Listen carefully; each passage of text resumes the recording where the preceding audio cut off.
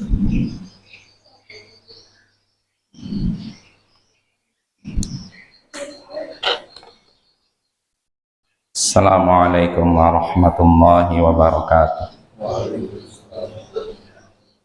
Alhamdulillah wassalatu wassalamu ala rasulillah wa ba'd. Ayyuhal ikhwah a'azzani wa a'azzakumullah. Kita lanjutkan pembacaan Al-Adabul Mufrad. Berkata Imam Al-Bukhari rahimahullah, haddatsana Musa qal haddatsana Hammad an Ali bin Zaid anil Qasim bin Muhammad anna rajulan min ashabi Muhammad dhahaba basaruhu fa'awadu faqal kuntu uriduhuma li'anzura ila an-nabiy sallallahu alaihi wasallam fa amma idza qubida an-nabiy sallallahu alaihi wasallam fa wallahi ma yasurruni annama bihima bi dhabyin min ribai tibalah. Telah menceritakan kepada kami Musa, ia berkata telah menceritakan kepada kami Hammad dari Ali bin Zaid dari Al-Qasim bin Muhammad bahwasanya seseorang dari sahabat Muhammad sallallahu alaihi wasallam hilang penglihatannya.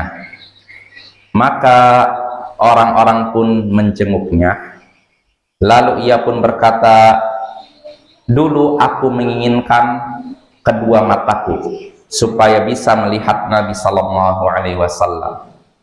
Adapun setelah beliau wafat, demi Allah, aku tidak suka kalau keduanya diganti dengan kijang dari tibalah. Nah, ini hadisnya ya ikhwah. Hadisnya di sini dari Qasim bin Muhammad. Dia bercerita bahwasanya ada seorang sahabat Muhammad Nabi Muhammad. Ada sahabat Nabi yang hilang penglihatannya, buta dia. Maka orang-orang pun menjenguknya. Lalu orang ini berkata, aku dulu menginginkan kedua mataku supaya bisa melihat Nabi sallallahu alaihi wasallam.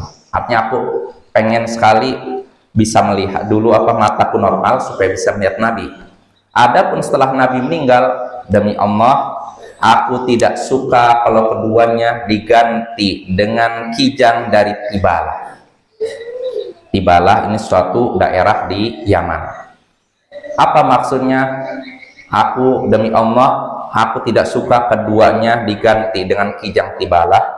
Ini artinya kayak semacam kiasan. Maksudnya begini.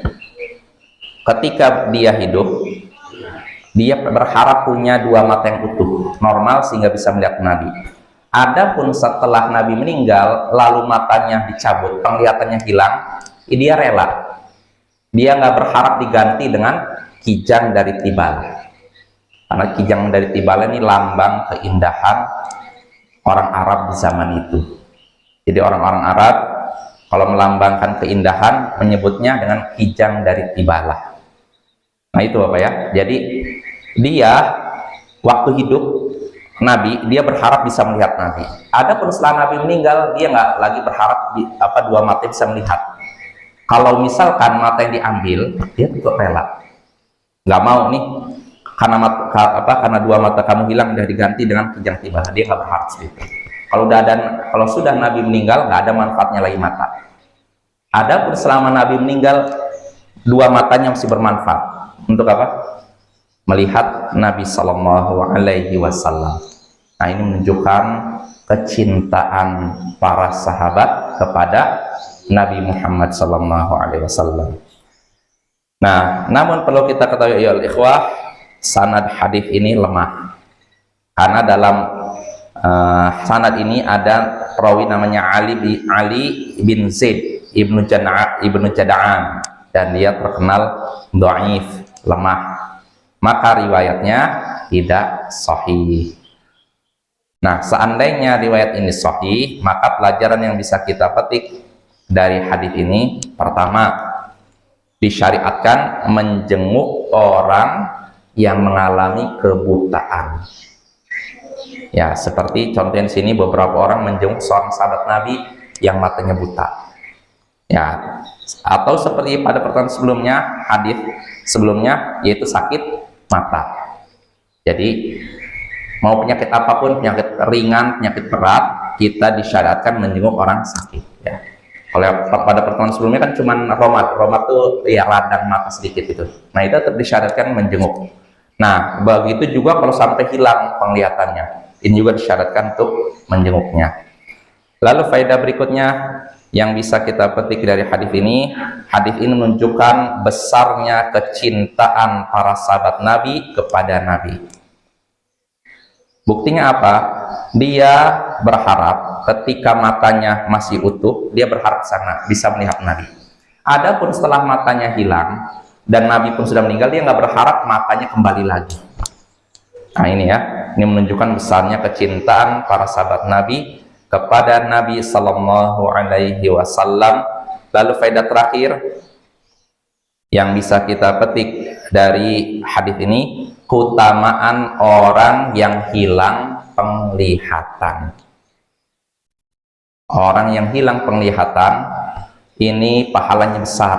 Makanya sahabat Nabi tadi ketika dia bilang kalau seandainya Nabi masih hidup, saya pengen melihat Nabi, mata saya pengen utuh. Tapi kalau Nabi sudah meninggal, saya rela mata saya tidak kembali lagi bisa melihat.